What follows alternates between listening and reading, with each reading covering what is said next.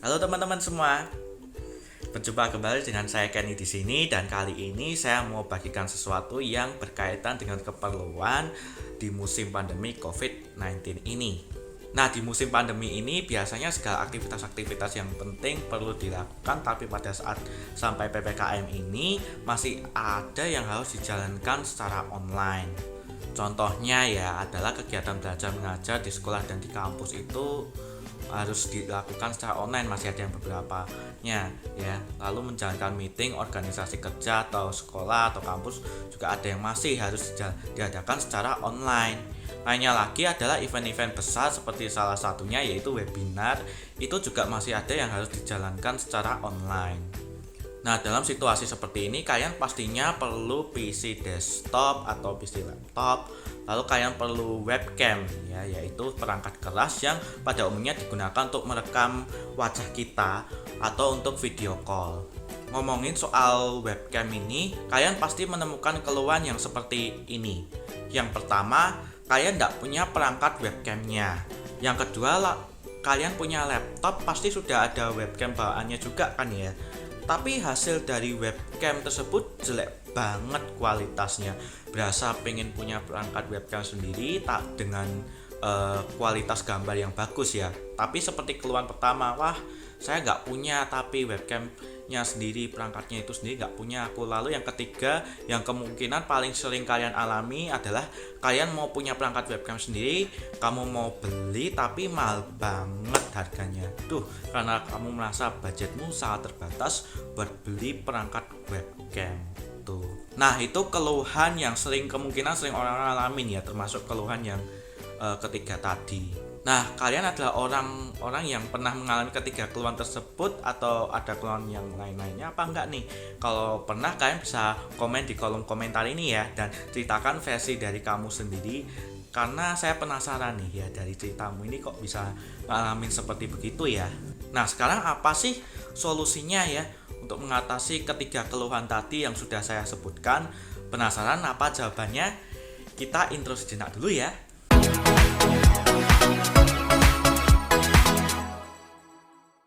Halo teman-teman semua, kembali lagi bersama Kenny di sini dan saya akan bagikan solusinya atas ketiga keluhan tadi yang sudah saya sebutkan ya.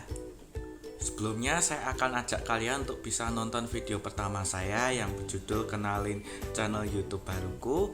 Di situ saya sedang memperkenalkan diri saya dan memperkenalkan channel YouTube saya. Kalian bisa tonton videonya itu dari awal sampai terakhir. Lalu jangan lupa dikasih like, subscribe channel YouTube ini, dan klik lonceng pemberitahuannya agar kalian tidak ketinggalan update terbaru dari channel ini ya. Oke, tanpa berlama-lama lagi kita langsung masuk ke pembahasannya ya.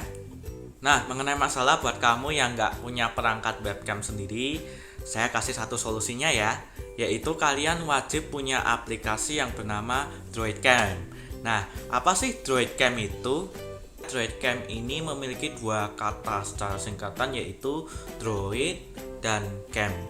Droid itu singkatan dari Android pastinya, dan Cam itu singkatan dari kamera. Dilihat dari dua kata ini, maka bisa disimpulkan bahwa Droidcam ini adalah aplikasi yang memiliki fungsi, yaitu menjadikan smartphone Android menjadi sebuah webcam.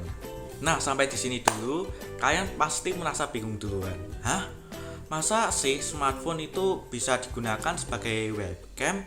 Jawabannya adalah bisa, dan ini sungguhan loh ya teman-teman ya. Nah, aplikasi ini dibangun oleh pihak developer yang bernama Dev47Apps. Dan aplikasi ini tersedia di dua platform, yaitu di PC dan yang pastinya ada di smartphone Android juga ya. Droidcam ini aplikasinya ada yang bersifat gratis dan ada juga yang sifatnya berbayar. Droidcam yang sifatnya berbayar ini disebut Droidcam X Pro atau disebut juga Droidcam X. Droidcam X Pro ini bisa didownload dengan membeli aplikasi ini sejumlah Rp75.000 melalui Google Play Store yang ada di Android. Kalau misalnya mau yang gratis saja gimana sih? Bisa kok, tinggal download saja aplikasi yang bernama Droidcam di Play Store dan bisa didownload juga di PC yang nama aplikasinya adalah Droidcam Client. Untuk cara downloadnya saya akan share caranya terpisah ya teman-teman ya, alias di video berikutnya. Kali ini kita review dulu ya. Nah, sekarang apa kegunaan dari aplikasi Droidcam ini? Yang pertama, aplikasi ini bisa digunakan untuk video conference seperti Zoom, Microsoft Teams, Skype, Discord, dan aplikasi video conference lainnya yang ada fitur menyalakan videonya. Yang kedua, aplikasi Droidcam juga bisa dipakai untuk syuting dalam keperluan produksi video seperti contohnya yaitu di YouTube. Tidak hanya merekam saja, tapi yang ketiga adalah bisa melakukan live streaming juga loh di YouTube dan aplikasi lain yang menyediakan fitur live streamingnya.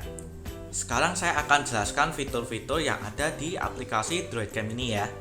Apa saja sih fitur-fiturnya?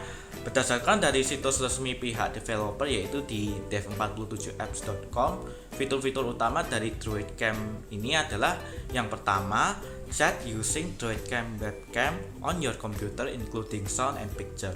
Jadi Droidcam ini bisa dijalankan di komputermu, termasuk bisa menampilkan suara dan gambar. Seperti itu maksudnya ya teman-teman.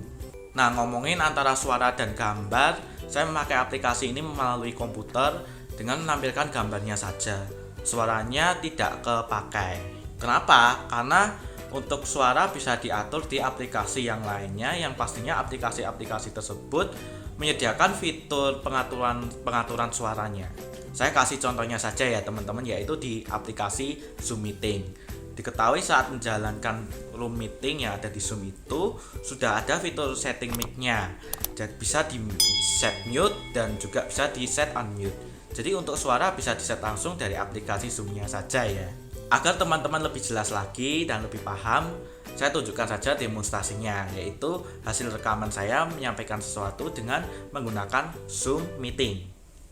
Oke, bertemu lagi dengan Kenny di sini dan kali ini saya akan mereview tentang Droidcam, salah satu aplikasi yang katanya nih ya bisa membuat HP smartphone tersebut berubah menjadi sebagai webcam pengganti. Nah, ini ajaib sekali ya, luar biasa sekali ya. Nah, dan seperti apa sih reviewnya untuk kali ini? Yuk kita langsung terjun ke review yang sebenarnya, yaitu dari aplikasi Droidcam ini.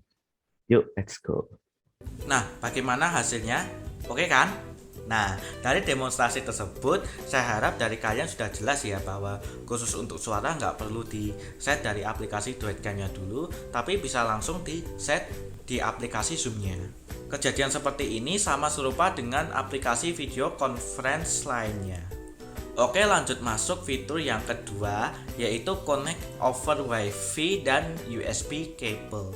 Berarti Droidcam ini bisa dihubungkan dengan dua cara ya, yaitu melalui Wi-Fi dan kabel USB. Persamaan dari kedua cara ini adalah sama-sama membutuhkan koneksi internet pada saat webcamnya tersebut berjalan. Lalu perbedaannya adalah kalau menggunakan Wi-Fi itu berarti bisa disambungkan tanpa harus pakai kabel USB.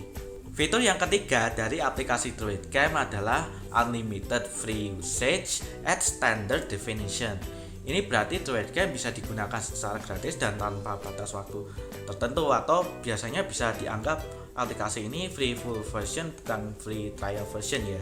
Trial version itu lawan dari full version ya, yang artinya aplikasi gratis tetapi gratisnya itu ada waktu batasnya. Oke, next fitur yang keempat adalah keep using your phone with Droidcam in background. Artinya Droidcam ini bisa dijalankan di HP juga ya, sebagai reminder saja, dan jika HP-nya cuma didiamin saja sampai layarnya mati, maka aplikasi tersebut akan tetap jalan kok teman-teman. Jadi aman gitu. Kira-kira seperti itu maksudnya menurut dari saya sendiri ya. Lalu fitur berikutnya adalah simple, safe, efficient, and trusted by millions of people worldwide. Ini artinya aplikasi tersebut sudah banyak yang memakai, nggak dari Indonesia saja, tetapi dari luar negeri juga ada yang memakainya. Sayangnya ya, saya nggak dapat datanya mengenai berapa banyak orang yang menggunakan Droidcam dari seluruh dunia, termasuk di Indonesia ini. Tapi yang jelas dari apa yang telah dikemukakan oleh Dev47apps ini pun sudah jelas benar berdasarkan dari situs resminya yang menyampaikan bahwa seluruh dunia sudah banyak memakai aplikasi Droidcam ini. Terus tadi dikatakan juga simple, safe, dan efisien. Maksudnya apa sih? Kata simple itu maksudnya adalah aplikasi ini sebenarnya memiliki tampilan yang sederhana ya. Tampilan aplikasi Droidcam dari dua platform kurang lebih seperti begini.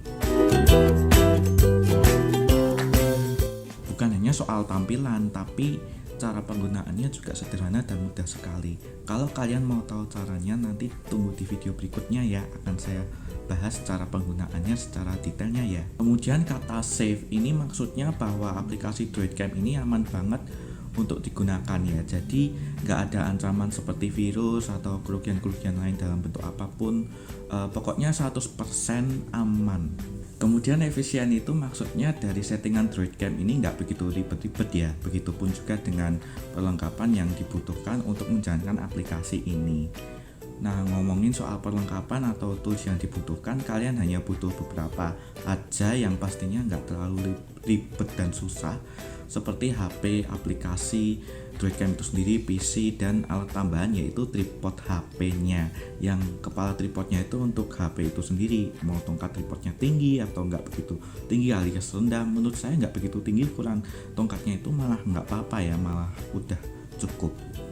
Ya, itu saja fitur-fitur utamanya dari DroidCam ini ya. Sekarang teman-teman perlu tahu apa saja kelebihan dan kekurangan dari DroidCam ini. Kita mulai dari kelebihannya dulu ya. Yang pertama adalah aplikasi ini sifatnya gratis.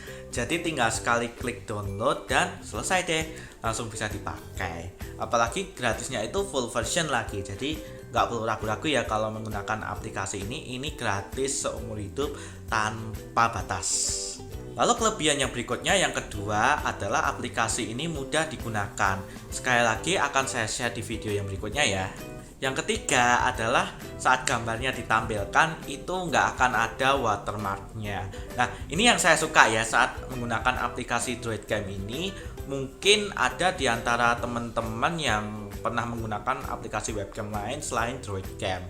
Secara gratis juga sih, tapi saat sudah muncul gambarnya malah ada watermarknya atau ada tulisan transparan di gambar tersebut. Jadi itu akan agak mengganggu ya menurut saya. Nah, dengan itu saya menggunakan DroidCam ini, itu gak akan ada watermarknya. Apalagi kalau misal ditampilin di aplikasi video conference sebagai contohnya, itu juga gak akan muncul watermarknya. Jadi nyaman banget untuk dipakai ya teman-teman ya. Kelebihan selanjutnya yang keempat adalah tampilannya sederhana. Tadi sudah sempat dijelaskan ya. Kemudian yang kelima, perlengkapan atau tools yang dibutuhkan itu tidak terlalu ribet. Tadi sudah sempat dijelaskan juga ya. Lalu selanjutnya kelebihan yang lainnya lagi adalah yang keenam, itu punya fungsi menjadikan HP sebagai webcam pengganti. Yang ketujuh, kalian tidak perlu sign up atau login akun ya. Dan terakhir yang kedelapan adalah bisa dihubungkan antara PC dan HP melalui WiFi dan kabel USB. Ya, kira-kira itu saja kelebihannya kalau misal di antara teman-teman yang pernah menggunakan DroidCam. Dan menurut kalian ada kelebihan yang lainnya lagi selain dari yang ketujuh kelebihan yang sudah saya jelaskan tadi, bisa ditambahkan di kolom komentar ini ya. Nah, kalau tadi itu adalah kelebihannya, bagaimana dengan kekurangannya ya dari aplikasi DroidCam ini?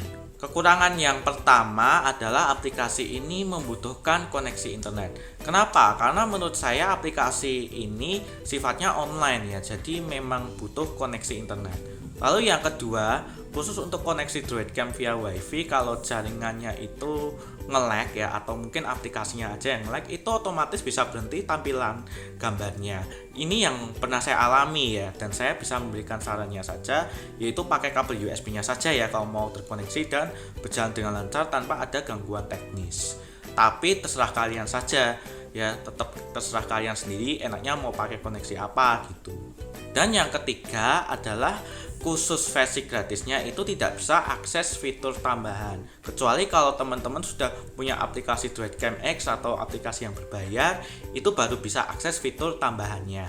Oke, kelebihan dan kekurangannya sudah ya. Dan dari sekian review tadi, hal-hal apa saja yang dapat disimpulkan? Yang pertama adalah DroidCam ini memang memiliki satu fungsi untuk menjadikan HP Android menjadi sebuah webcam pengganti. Yang kedua, aplikasi ini memang cocok bagi teman-teman yang nggak punya perangkat webcam sendiri atau punya webcam bawaan dari laptop, tapi gambarnya itu nggak bagus kualitasnya, sehingga ini recommended banget buat kamu. Lalu yang ketiga, banyak kelebihan bisa diperoleh dalam menggunakan aplikasi ini. Tapi masih ada kekurangan yang perlu diperhatikan ya teman-teman. Kalau kekurangannya tadi sudah dijelaskan sebelumnya ya. Dan menurut saya dengan kekurangan yang ada itu, saya tetap gak keberatan ya untuk memakai Droidcam ini. Oke, sekiranya itu saja yang bisa saya bagikan mengenai review Droidcam di video ini. Maaf kata kalau misal ada yang kurang atau ada yang salah ya. Kalau misal kalian udah ngikutin dari awal tadi sampai selesai ini, lalu kalian suka banget sama videonya ini dan merasa sangat bermanfaat bagi teman-teman sekalian, teman-teman bisa kasih like video ini, lalu sekali lagi bisa di subscribe channel YouTube-nya ini dan klik lonceng pemberitahuannya ya, agar teman-teman gak ketinggalan update selanjutnya di channel YouTube ini. Dan info yang paling menarik, di video berikutnya saya akan bakal share bagaimana cara mendownload plus cara menggunakan aplikasi Droidcam ini. Saya dengan Kenny pamit undur diri ya, bye bye.